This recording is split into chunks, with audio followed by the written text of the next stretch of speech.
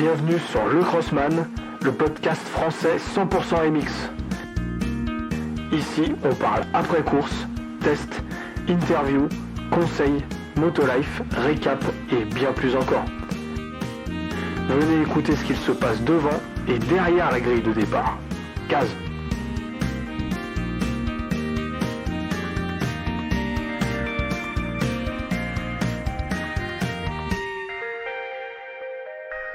Et salut à tous, bienvenue sur le Crossman, le podcast français 100% MX.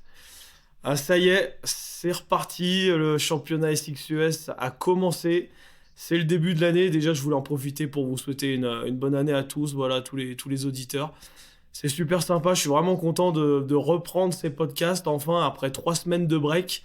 Voilà, le dernier épisode, on l'avait fait avec un créateur de contenu MX TLC Motocross. C'était intéressant, comme d'habitude. Voilà, il nous avait donné plein d'anecdotes sur son travail, sur sa passion, voilà, la passion commune du MX qu'on avait ensemble. 3 semaines de pause pour les fêtes.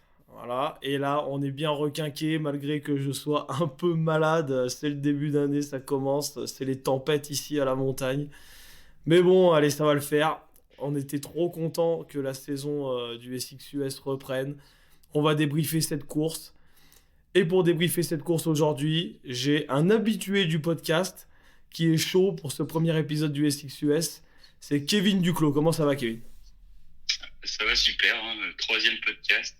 Ça me fait plaisir d'être là. Et ouais, tu commences à être un habitué là, ça y est. Hein. Ouais, c'est vraiment super. Ça me plaît bien.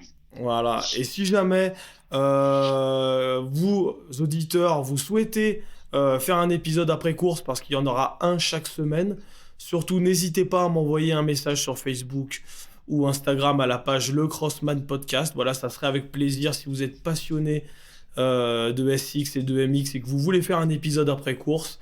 N'hésitez pas à m'envoyer un message et voilà, ça pourrait être sympa d'en faire avec des auditeurs. Donc je rappelle toujours que ce podcast est sponsorisé par la marque de gants Blasphème. Alors Blasphème, la marque française créée par des crossmen pour des crossmen qui propose des gants de motocross premium dont la particularité est de pouvoir personnaliser ces gants sur vos phalanges. Haute qualité de finition, confort, performance et durabilité, voilà ce que propose Blasphème dans des gants haut de gamme où la personnalisation est le maître mot. Pour en savoir plus, allez sur le site blasphème.co, blasfem.co et sur les réseaux sociaux à Blasphème Racing. On a également un nouveau sponsor depuis maintenant 2 épisodes. Pour l'année 2023, le nouveau sponsor n'est rien d'autre que Omoto, le site d'accessoires de pièces et d'équipements MX, enduro et route, qui propose un large choix de produits au meilleur prix toute l'année. Vous équiper, améliorer, entretenir et restaurer votre moto n'a jamais été aussi simple. Pour en savoir plus, allez sur le site omoto, oh-motos.com et sur les réseaux sociaux à Omoto. Alors, ça y est, on va pouvoir attaquer maintenant, on va pouvoir vraiment attaquer dans le vif du sujet et débriefer cette première course du SXUS qui a eu lieu à Anaheim, comme d'hab, en Californie. Avant de débriefer la course en elle-même, j'avais un peu envie de parler avec toi, Kevin, de l'avant-saison, des enjeux d'une saison SX. Voilà, je pense que c'est ce sport qui est un des sports les plus durs au monde. Les pilotes ont besoin vraiment d'une grosse préparation. C'est un championnat hyper important, c'est le championnat de motocross le plus important où il y a les plus gros revenus.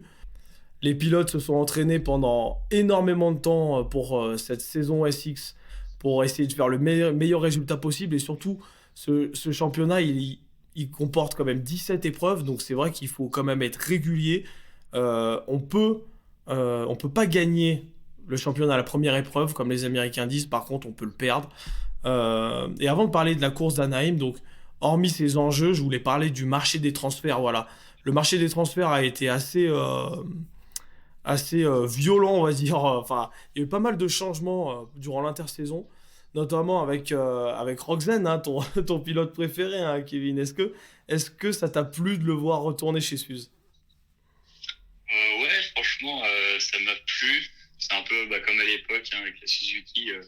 Alors après, on parlera de ce qu'il a fait plus tard, mais ouais, j'ai bien aimé le voir de retour sur Suzuki. Ouais, moi aussi, je pense que c'était assez prévisible, autant en termes de budget, voilà, l'équipe HEP, ils ont dû mettre les sous pour l'acquérir, mais après, c'est vrai que les plus belles années de Rogzen, pour moi, c'était vraiment sur la Suze 2015 et 2016 chez RCH, là, c'était vraiment des belles années pour lui. L'Outdoor 2016, pour moi, c'était vraiment le paroxysme de Rogzen.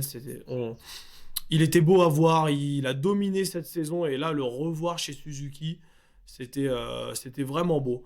Colt Nichols aussi, qui a pris la place de Rogzen. Qu'est-ce que t'en penses? Est-ce qu'il va pouvoir faire quelque chose cette saison? Ouais, bah, j'espère pour lui. Là, il a fait une belle 6e place en finale. Donc, C'est vrai c'est qu'il bien. a plutôt bien commencé, hein. Il n'a pas eu beaucoup d'entraînement sur la Honda. Il a été un peu repêché par cette équipe Honda. Voilà, il a loupé toute l'année dernière. Il s'est cassé les deux bras lors de sa première hit. Et puis donc il a été repêché par l'équipe Honda. Et non, c'était beau, hein, ce qu'il a fait aujourd'hui. Voilà, il faut qu'il progresse. Il va s'habituer à la moto. Et je pense que ça ira mieux, de mieux en mieux pour les épreuves à venir. Christian Craig aussi, qui est passé chez Husqvarna. Alors là, il est passé de la Star Racing Yamaha à la Rockstar Energy Husky avec cadre acier. Ça doit quand même être différent, toi. Est-ce que tu as déjà roulé sur des cadres acier, sur des KTM ou des Husky? Non, bah, que en enduro, mais après, en cross, jamais. Je pense que ça doit être quand même assez différent, hein. Le flex du cadre et tout, ça doit être assez différent. Il faut s'adapter à la moto. Là, Christian Craig, on le verra après, il nous a pas non plus fait la plus belle des courses. Va falloir se réveiller. Voilà, c'est dur de se mettre dans le bain quand on change d'équipe, mais je pense que ça va le faire.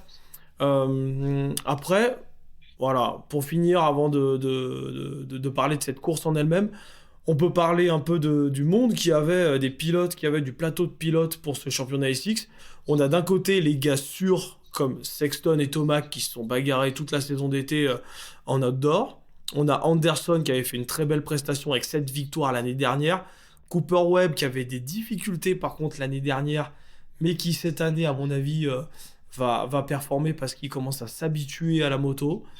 Les rookies, comme d'habitude, qu'on peut voir autant en 2,5 qu'en 4,5. Il y en a qui n'ont plus rien à prouver. Et par contre, je ne sais pas ce que tu en penses, mais alors il y en a qui cette année ont tout à prouver, sinon c'est fini pour eux. Moi, je voyais plutôt quelqu'un sur une pro circuit. À qui tu penses? Bah, Austin Faulkner, ouais. Austin Faulkner qui fait beaucoup, enfin, qui fait que de se blesser, ouais. Il est souvent par terre, pas très Ouais. régulier. C'est vrai que c'est quand même dommage. Voilà, on le verra après pour le débrief de la course.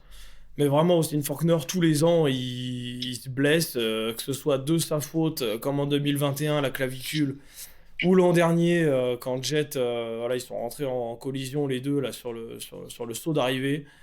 Voilà, c'est vraiment dommage. Faulkner, il a vraiment quelque chose à prouver cette année. Comme McAdoo, hein. McAdoo, d'ailleurs, ça fait quelques années qu'il roule chez Pro Circuit. Avant, il était chez Geico Honda. Il tombe souvent, il a quand même bien à prouver. Il a quand même beaucoup de choses à prouver cette saison. Et puis le jeune Max Voland. Le jeune Max Voland sur la KTM, sur la Red Bull KTM, ça fait 2 ans qu'il roule. Là, et l'année dernière, il a vraiment fait une mauvaise année. Je sais pas si tu t'en souviens, Kevin. Des fois, il n'arrivait même pas à se qualifier pour des finales. Donc, c'était vraiment critique. Cette année, il a vraiment quelque chose à prouver. On verra ce qu'il va faire. Et Pierce Brown sur la gaz-gaz, voilà. Pierce Brown, pareil, des chutes à répétition. Donc, il y a les gars sûrs qui performent à peu près tout le temps. Il y a les gars qui ont des choses à prouver. Tout ça, ça va nous faire une saison hyper intéressante. Euh, et je pense qu'on va se régaler. Le championnat SMX aussi, maintenant, les deux entités que sont le SXUS et le Pro Motocross se sont rassemblés pour faire un même championnat de 31 épreuves sur 10 mois de l'année. Donc on a on a les 17 rounds de Supercross, on a les 11 rounds de Pro Motocross, et après, ça va enchaîner sur 3 rounds de playoff. Donc, je pense que des épisodes après course, on va en faire un paquet. Kevin, tu peux commencer à t'échauffer les cordes vocales.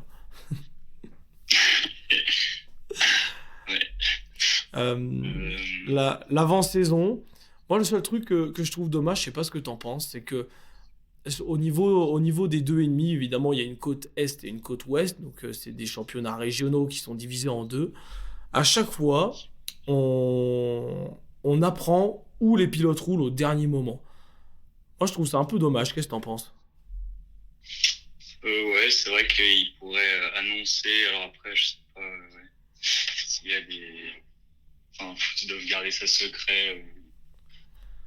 Ouais, Mais ça serait pas mal de savoir un peu à l'avance. ouais, des stratégies, quoi, parce que au final, bah, Jet, vu que c'est le meilleur, Jet Lawrence, il avait dit qu'il roulait ouest, et du coup, il avait dit qu'il roulait sur la côte ouest dès le début, et du coup, est-ce que les autres teams, ils veulent éviter Jet, qui est trop bon, et mettre leur meilleur pilote sur l'autre côte?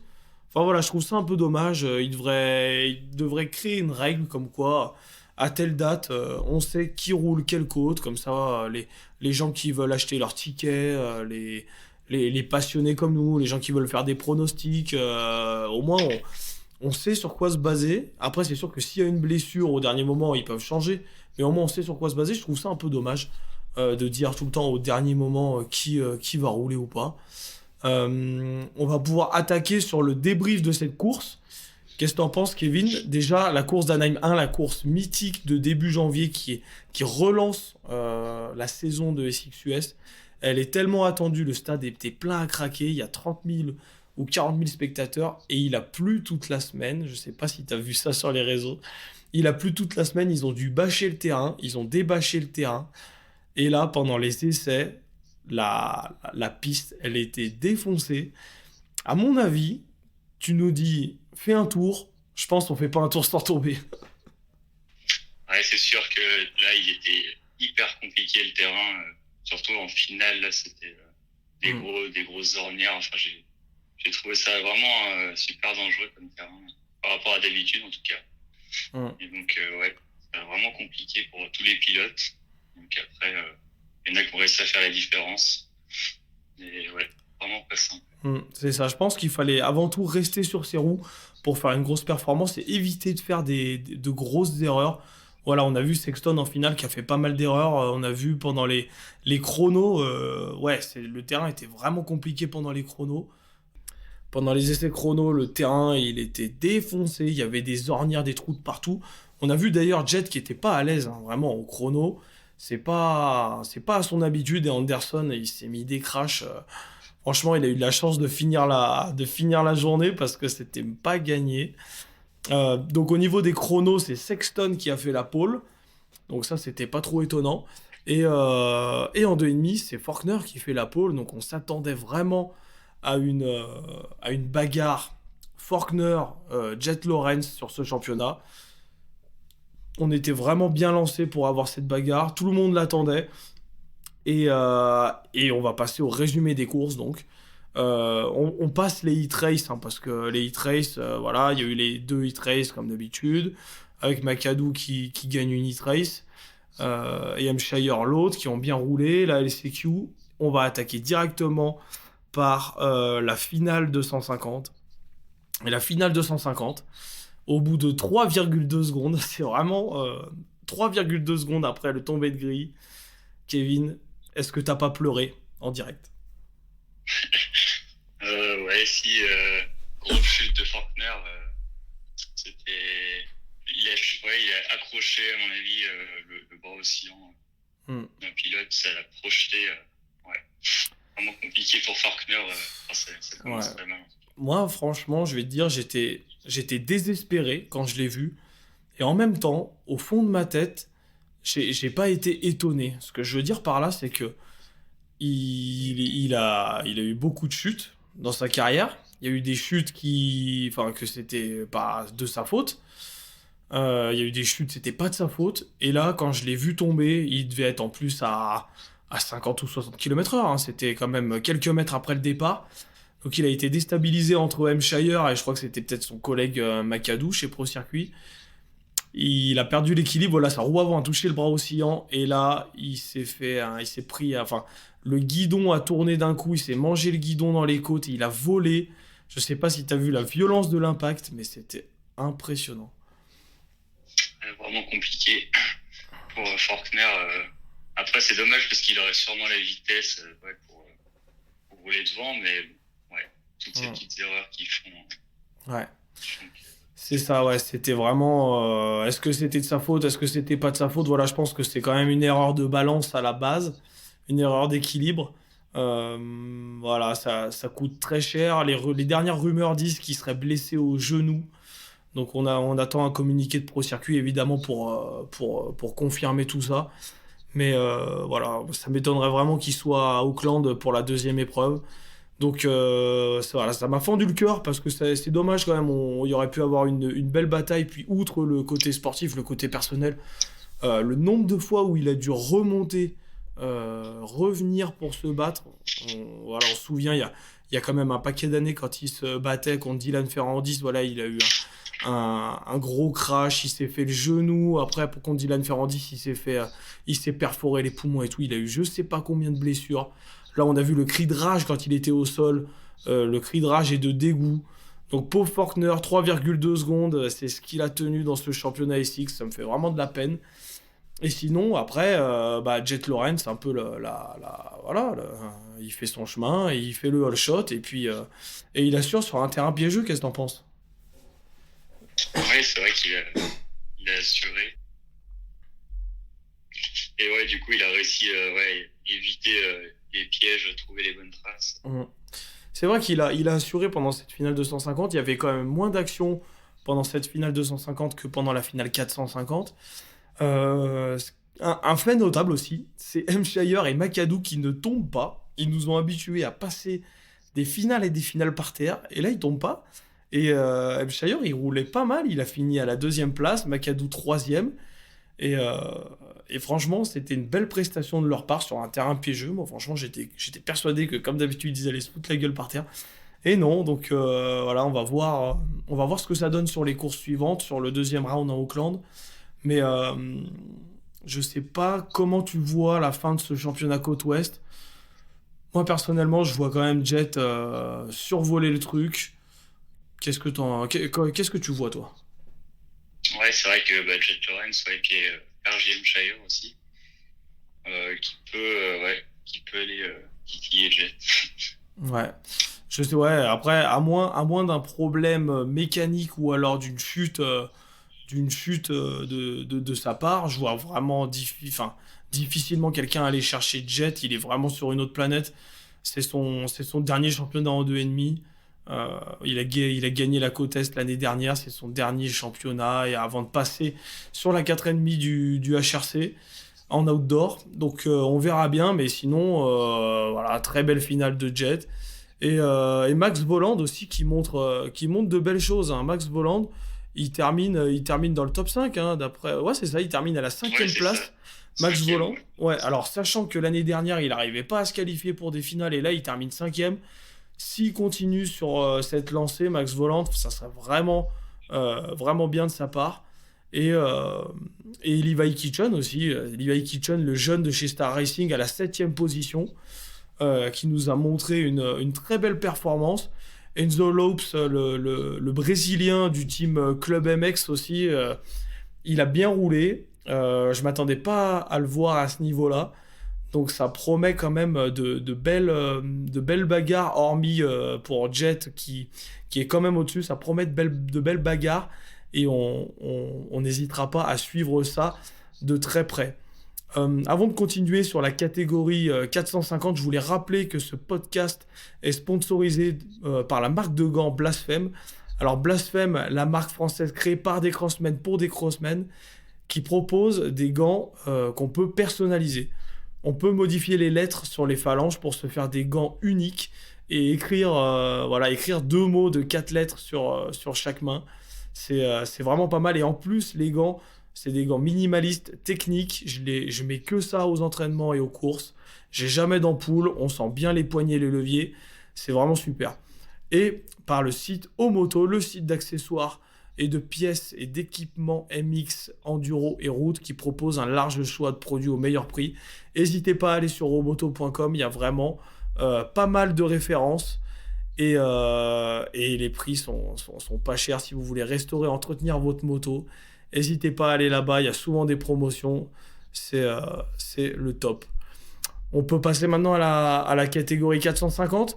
Là, on a eu une finale de folie. Ça faisait quand même longtemps qu'on n'avait pas eu un Anaheim 1 aussi palpitant, Kevin.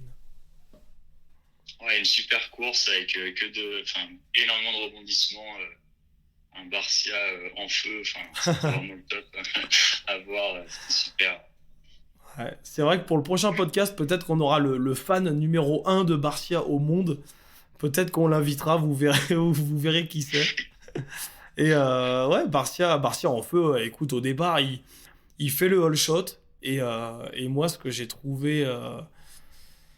j'allais dire bizarre, mais non, en fait, ça m'a pas tant choqué que ça. C'est que Tomac, il a vraiment mis du temps à doubler Barcia parce qu'il s'est dit, il est tellement con, lui... si je le double clean, il peut me découper le virage d'après. Si je le double, il faut que je sois sûr qu'il me redouble pas derrière, quoi.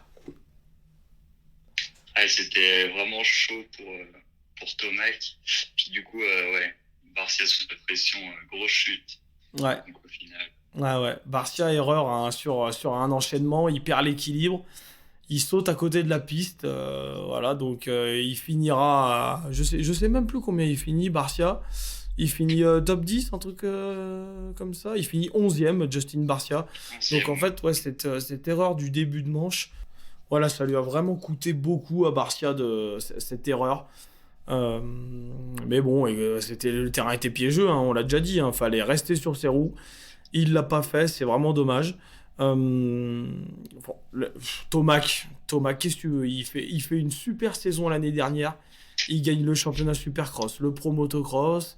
Il gagne les nations, et là, il arrive, et sur une nouvelle moto en plus. C'est jamais évident de changer de moto. La Yamaha 450 2023, elle est neuve. Il y a quasiment tout qui est neuf dessus. On ne savait pas si sa préparation allait être bien. Et il arrive, il tombe sur l'espèce de gros pain de sucre là, qui a sauté. Il tombe, et d'ailleurs, je ne sais pas si tu as vu sur cette chute, mais Malcolm Stewart, il lui saute au-dessus, c'était assez abusé. Ouais, vraiment impressionnant. Puis après, la remontée incroyable qu'il fait, franchement, il est sur une autre planète. Ouais, non, mais c'est ça. Il a rétrogradé jusqu'à la 4e place. Moi, je me suis dit, bah ça y est, il a chuté. Il va faire un peu le Tomac des années 2017-2018. Il va rester à la 4e place, voire rétrograder un peu. Voilà, il va finir entre la 3 et la 6e place. Et ben non, il est remonté au physique. Pendant que des gars comme Sexton, pourtant que j'adore, hein, Sexton, le plus beau style du monde sur une moto, il passe en tête et puis il finit 3e dans les 5 dernières minutes. Je ne sais pas si tu as vu le nombre d'erreurs que faisait Sexton. C'était vraiment impressionnant sur les gros enchaînements les gros enchaînements de rythme là. Et plein d'erreurs, il finit à la 3e place, mais Tomac, il était vraiment au-dessus. Et à la 2e place, c'était vraiment beau. Toi, tu l'aimes pas forcément, non ? Je suis pas son plus grand fan, non, ça c'est sûr. mais il réussit toujours à se débrouiller, à être dans le top 3, donc c'est incroyable. Ouais, c'est vrai. Cooper Webb, là, il est parti à la 12e place. Il est parti de la 12e place pour remonter jusqu'à la 2e place. Il a encore fait sa petite fouine à doubler Sexton dans les 2 derniers tours. Mais au final, ouais, moi aussi, c'est vrai que le style Webb, j'ai du mal à accrocher. Par contre, c'est sacrément efficace. Hein. Remonter comme ça, la hargne. On a vu quand il a passé le drapeau à Damier, après il a enlevé le casque, il était cuit, il a tout donné. C'était vraiment beau de sa part. On verra ce que ça donne. Mais alors, si Webb... il s'est habitué à sa moto qu'il aimait pas l'an dernier, que là il commence à l'aimer et il commence à faire sa fouine comme les 2-3 années d'avant. Là, à mon avis, on tient quelque chose. Ça va être un sacré championnat. Malcolm Stewart, est-ce que t'as cru qu'il pouvait la gagner celle-là ? franchement, il était bien parti, mais ouais, grosse chute, énorme chute même. Ouais. Ouais. Gros par l'avant. J'ai pas trop compris pourquoi il est tombé, peut-être un point mort. Ouais. Et, Moi, je vois que ça, hein. Je vois que le point mort parce que sur ce on-off, ça faisait un peu il comme... était pas long, ouais, c'était... Ouais. Il était bien au centre pourtant, donc ouais. Ouais. Ouais, il était bien au milieu du on-off, là, sur la table, et je sais pas toi, mais je trouve que c'est à peu près la même chute que Sexton l'année dernière. Ouais, c'est vrai. Sexton, il est pareil, point mort. Au moment de remettre les gaz, et il n'y a pas de gaz, point mort. Du coup, il est tout sur l'avant. Et il se met par l'avant, je suis quasiment sûr. Faudra demander aux experts du SXUS. Envoyez-nous un message, les experts de la mécanique, envoyez-nous un message sur Instagram. Mais ouais, à mon avis, point mort soit entre la 1 et la 2. Parce qu'il faut savoir que des fois, ils mettent la 1. Ils n'ont pas les mêmes, rapports de vitesse que nous à l'intérieur de la boîte, ou entre la 2 et la 3, voilà, un faux point mort, c'est possible. Gros par l'avant, et il s'en sort bien, t'as vu, il met quand même bien le dos dans la réception du petit saut. Ouais, mais il a vraiment eu du mal, je trouve, à se relever. Mais bon, il est directement allé sur sa moto. Ouais. Donc, bien motivé en tout cas. Ouais, gros gabarit en plus, Stewart. Hein. À mon avis, il est costaud. Hein. Pour le briser, il en faut quand même plus. Mais voilà, il sera de retour à Auckland. Hein. Il y a quasiment pas de doute. Notre Français, Ferrandis, il fait un mauvais départ. Bon, ça, on a quand même plutôt l'habitude. C'est pas son point fort. Par contre, après, la remontée pour finir au pied du podium, moi, j'ai trouvé ça assez beau. Ouais, c'est vrai. 4e, franchement, c'est beau, ouais.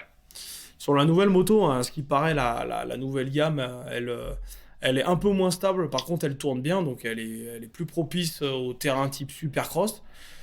On verra bien comment ça évolue après. Et Rogzen, et bien sûr, ça s'use et il fait quand même top 5. Et écoute, je suis ni heureux ni déçu. Je savais qu'il pouvait faire top 5, comme un peu mieux, comme pire.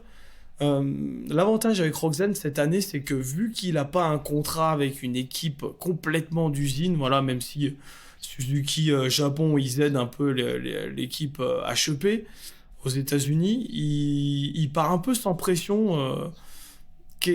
Comment tu vois ça? Moi, j'avais un peu l'impression de n'importe quel résultat qu'il fait, c'est bien, quoi. Ouais, ça, c'est difficile à dire pour le moment. Il a dit que le terrain était vraiment compliqué et qu'il était content de sortir indemne de cette soirée-là. Et ouais, c'est 5e place, c'est pas mal. Après, bon, il est bien parti. Et puis, après, s'est fait doubler petit à petit, mais ouais, on verra par la suite. Ouais. Le truc avec Rogzen, comme d'habitude, c'est que on a des doutes. Il y a la moto qui peut bien et ne pas bien marcher, et il y a aussi le physique qui peut bien et ne pas bien marcher chez Rogzen. Donc écoute, on verra au fur et à mesure des épreuves si ça va continuer. Après, s'il arrive à faire un top 5 régulier, il peut faire une très belle place au championnat. Après, voilà, faire dans les 2-3 premiers du championnat, je trouve que ça va quand même être compliqué, à moins qu'il y ait de gros rebondissements. On verra bien ce que ça peut donner par la suite. Colt Nichols, j'ai été impressionné parce que arriver sur une moto qu'il connaît pas et faire 6e de la finale quand même, c'est quand même beau, hein. Je sais pas ce que t'en penses. Ouais, sur la Honda, carrément. C'est toujours compliqué, je pense, au début de se mettre en main la moto, mais bon, après, petit à petit, ça va le faire. Ouais, surtout qu'on connaît pas les termes du contrat, hein. On sait pas s'il a eu vraiment des millions d'euros à la signature. Moi, à mon avis, je pense que c'était plus, vu que c'était un contrat un peu de repêchage, Honda, ils avaient besoin de quelqu'un, ils ont pris Colt Nichols. Il doit pas non plus toucher beaucoup d'argent dans ce contrat, mais par contre, il a quand même la pression d'une équipe d'usine derrière lui qui veut du résultat. Et là, à mon avis, pour une 6e place, le HRC, ils étaient complètement satisfaits. Sexton 3 et Nichols 6, ils repartent d'Anaheim heureux. On verra à Auckland ce que ça va donner. Voilà, pas la plus belle des performances, c'était quand même Jason Anderson sur la Kawa. Je trouve qu'il a roulé un peu au-dessus de ses pompes toute la journée, pendant les chronos et pendant la manche. Tu l'as trouvé comment, toi, Anderson? Ça va. Il a fait quand même quelques erreurs, mais mais dans l'ensemble, une 7e place, ça reste assez correct. Voilà. Enfin, disons que le championnat n'est pas mort pour lui avec cette 7e place. Il a quand même grillé un tout petit joker. Voilà, c'est quand même dommage. Hein. Il aurait pu largement faire 3-4. C'est quand même dommage. Je pense que Thomas, qui était vraiment au-dessus aujourd'hui, mais Anderson, il nous a quand même habitués à mieux. Va falloir un peu remonter la pente et surtout être constant et arrêter de tomber sur les prochaines épreuves. En plus, faut savoir que maintenant je suis coéquipier d'Anderson avec Makawa, je suis passé, donc j'ai essayé de le coacher un peu le petit, mais il fait un peu trop encore comme moi, il n'arrête pas de tomber. Ouais, c'est ça. Après, le deuxième coéquipier que j'ai aussi, c'est Cianciarulo. Par contre, lui, il n'est pas tombé et il a fait un beau top 10 quand même. Il a quasiment pas roulé l'année dernière, il a eu des problèmes de bras, voilà, de nerfs, on sait pas trop ce qu'il a eu, c'était problème au niveau du coude, le nerf, il sentait plus sa main, voilà. Il avait des fourmis dans la main, il sentait plus sa main, donc là, vraiment, le top 10, il peut être content, ça lance bien sa saison. Cianciarulo, voilà, le prodige de quand il était jeune, tout le monde avait les yeux rivés sur lui, c'est vrai que maintenant, c'est un peu comme Faulkner, les blessures à répétition, ça a un peu calmé la vague Cianciarulo, mais bon, on verra bien ce que ça donne par la suite. Musquin, t'en as pensé quoi de sa prestation à notre petit Marvin? Eh ben, assez déçu par Musquin quand même, qui fait 12e, donc c'est pas... Après, c'est vrai qu'il y a du monde, hein, il y a que des gros pilotes, donc c'est compliqué, mais ouais, 12e. Ouais. Pourtant, lui qui est très technique, hein, donc c'est vrai qu'en termes de technicité sur la moto, c'est le roi. Donc je pensais qu'il allait être plutôt habitué à ce type de terrain et à sauver les meubles. Voilà, 12e position pour Marvin, qui pourtant avait bien roulé au SX de Paris. Hein, on l'avait vu pour l'épisode du podcast. Voilà, ça commence doucement. Pareil, c'est pas mort, mais il va falloir quand même un peu relever la tête de l'eau à Auckland et sur les prochaines épreuves. Il y aura Auckland, San Diego avant de retourner à Anaheim pour une épreuve Triple Crown, donc on verra ce que ça donne. Et puis je crois qu'on a fait le tour. Qu'est-ce que t'en penses de cette finale 450? Il y a eu des rebondissements, on a évoqué un peu tout le monde. C'était assez intéressant. Perso, moi j'ai hâte de voir à Auckland si tout ça se confirme. Ouais, c'est vrai. C'était une super finale, ouais. Sympa à regarder. Donc à voir pour les prochaines. Voilà. Et ce qui est cool, c'est que c'est déjà bientôt samedi soir, dimanche matin pour regarder en replay. D'ailleurs, la chaîne Automoto la chaîne, pardon, qui diffuse pas encore le SX US. Donc ça, c'est vraiment dommage. Après, moi, j'ai l'habitude quand même de prendre tout le temps l'abonnement SX US sur Internet parce que je préfère toujours les commentaires en anglais. Je trouve qu'ils disent quand même des choses hyper intéressantes en anglais. Donc ça me dérange pas, mais pour les personnes qui sont pas anglophones ou qui veulent pas payer le pass, qui est quand même assez cher, là, j'ai payé quand même $160. Par contre, c'est pour le Supercross et l'Outdoor US. Donc ça, c'est quand même important. Et je suis désolé, je pourrais pas vous donner mes codes parce qu'il y a que 2 écrans. Et c'est déjà pris par mon père et moi. Donc dommage, j'ai bien essayé. C'est vraiment dommage quand même. Ah ouais, mais bon, écoute, faut quand même leur donner un peu de sous pour que ça continue. Hein. Oui, c'est vrai. Avant de conclure ce podcast, on va passer à des petites rubriques un peu marrantes. J'aimerais avoir ton pronostic de la prochaine course. Voilà, si jamais vous nous écoutez à toutes les après-courses, voilà, ça, c'est intéressant. Dites vos pronostics en commentaire sur Apple Podcast ou alors sur les réseaux sociaux. Il y a moyen de bien rigoler, ou alors rejoignez la team Crossman Podcast sur Pulp MX Fantasy, voilà le site des pronostics. Moi j'ai scoré, bon alors on va dire c'était moyen, j'ai scoré les points moyens pour cette épreuve. C'est quoi ton top 3 pour Auckland en 2,5, en 4,5? Alors en 4,5, j'aimerais bien, alors après je sais pas, un Ken Rogzen en première position. Hein, ouais. Alors ça c'est pas objectif du tout. Un petit chez Sexton aussi en 2e position et puis Tomac en 3e, je pense. Ok, d'accord. Joli top 3. Alors, Donc, toi, tu dis Rogzen, Sexton, Tomac. Moi, je vais dire Auckland. Je vais dire Sexton, Anderson, Tomac. Ah ouais. Ok. Voilà. On Intéressant. verra bien. Donc, Sexton, ouais, j'espère qu'il gardera un peu plus le physique que cette semaine. Qui c'est que tu mets en 2,5? eh ben, Lawrence, je pense que, ouais, en première position. Ouais. Et puis, pourquoi pas un Max Vollering aussi. Ah, pas mal. Ok. Ça pourrait faire en deuxième.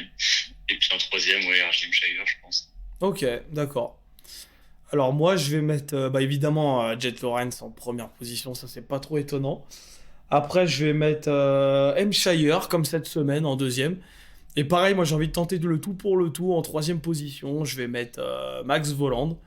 On sait jamais, à mon avis, ça peut scorer de gros points. Et puis, comme on l'a dit en début de podcast, il a tout à prouver. Et voilà, un petit podium, ça serait bien. Surtout que les 2,5, ils sont séparés en deux, donc il n'y a pas tout le monde. Une petite troisième position, ça serait bien pour le jeune sur la KTM.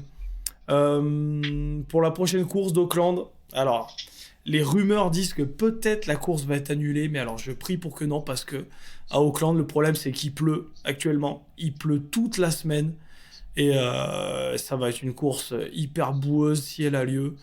Donc on verra bien, on va suivre ça de près. Mais en tout cas, ouais, s'il y a de la boue, ça peut quand même redistribuer toutes les cartes, hein. S'il y a de la boue, le gars qui fait 12 peut gagner.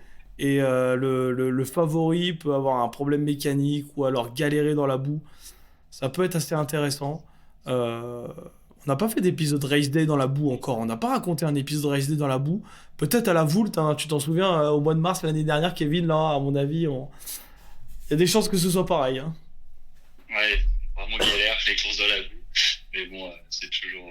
Ouais, c'est avantage des pilotes. Donc, C'est ça. c'est Faut rester sur ses roues. On verra bien à Auckland la semaine prochaine. En plus, ils ont l'avantage de ne pas laver leur moto. Parce que mettre 3 jours à laver la moto après une course dans la boue, c'est bon, quoi. Donc, eux, ils ont cet avantage-là. On va finir par les dernières rubriques. Kevin, quel est ton homme du jour? Alors, l'homme du jour, je dirais Jet Lawrence, avec son pilotage incroyable. Ok. Ouais, d'accord. Non, c'est assez juste de le choisir. Pour moi, l'homme du jour, voilà, même si c'est pas le gars que je préfère, je vais mettre Cooper Webb parce que Tomac, on savait qu'il était bon et qu'il allait être bon. Mais Cooper Webb partir 12 et finir 2 sur une course vraiment piégeuse comme celle-là, c'était une super belle prestation. Et voilà, il a rien lâché. Et ça, c'est vraiment ce que j'aime dans le sport. Donc, homme du jour, Cooper Webb. Déception du jour, Kevin. Marvin Musquin, je pense. Ok. Deuxième position il pourrait faire un peu mieux, je pense. Ouais. Ok, d'accord. Moi, j'ai mis Jason Anderson. Voilà, je pensais qu'il pouvait accrocher un top 3. Je l'avais même mis premier dans mes pronostics. Donc, Anderson qui a roulé un peu au-dessus de ses pompes, un peu déçu. On sait qu'il a la vitesse et la technique, mais là, il a pas géré. On verra bien pour Auckland. Allez, le fameux lead kit, la plus belle tenue. Ça, c'est ma rubrique préférée. Alors, je suis autant dans les habits de tous les jours, je m'en fous. Mais alors, les tenues moto, c'est ma passion. Qu'est-ce que t'as mis en lead kit aujourd'hui? Moi, j'hésite entre celle à Sexton, avec sa tenue un peu NBA, ouais, et la Fox de Rogzen, ouais, la blanche. ok, Franchement, j'hésite, je ne saurais pas choisir comme ça. ouais. Vraiment deux super tenues. C'est vrai que les deux, elles étaient bien quand même, hein. Les Fox, elles sont toujours belles. Mais moi, je pouvais pas mettre autre chose que la tenue de Sexton parce que je l'ai acheté. Ah ouais. Ouais, je l'ai acheté la semaine dernière, la tenue Alpine Star. J'ai choisi, voilà, elle est en 2 modèles, en rouge et en blanc, comme les Chicago Bulls. Moi, j'ai pris la rouge. Il l'avait déjà portée à Fox Raceway en 2020. Je sais pas si tu t'en souviens, c'était un proto. Et là, déjà, j'avais vu la tenue. J'avais trouvé que c'était la plus belle tenue du monde. Et là, ils l'ont sortie. J'ai pas eu le choix, en fait. C'est même pas moi qui ai décidé de l'acheter ou pas. Ça s'est fait comme ça, mais dans mon subconscient. Ouais, non, super. Du coup, bah voilà, vous aurez l'occasion de la voir sur les réseaux sociaux, sur mes prochaines photos. Et puis, on va finir par le crash du jour. Alors, le crash du jour, Malcolm, hein. Franchement, de son par l'avant, Ouais. vraiment impressionnant. C'est vrai qu'il a dû faire mal. Moi, le crash du jour, bah, je mets Faulkner. Je suis tout triste. C'est pas que je l'aime bien ou que je l'aime pas, mais voilà, juste pour la personne, ça fait quand même chier de jamais finir une saison. Après, voilà, il y en a qui diront que bah, s'il tombe, c'est qu'il a pas assez de technique, machin. Mais quand même, il y a un peu de poisse là-dedans, ça me fait un peu mal au cœur. La chute du jour pour Faulkner. Écoute, je pense que Kevin, on arrive à 40 minutes de podcast sur cette après-course. On a débriefé quand même pas mal de choses. On a vu pas mal de faits de course et d'anecdotes. Est-ce que tu as un dernier mot pour finir ou est-ce qu'on conclut ici? Eh ben, je pense qu'on peut conclure. En vrai, on a à peu près fait le tour. Je crois pas d'autre chose.